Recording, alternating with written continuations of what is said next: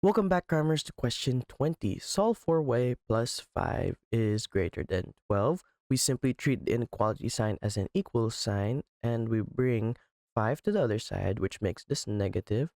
12 minus 5. For y is greater than 7, so we simply divide by 4 on both sides to cancel out, and y is greater than 7 over 4.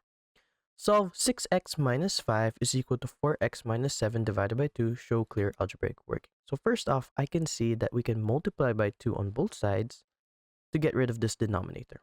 So 2 times 6x minus 5 is equal to 4x minus 7. This simplifies to 12x minus 10 is equal to 4x minus 7. Then we bring all the like terms to their agreed upon sides. So that means 12x minus 4x is equal to 10 minus 7. 12x minus 4x is 8x, and 10 minus 7 is 3.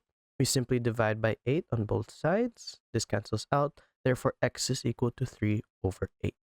Thanks for watching. Cram, then scram.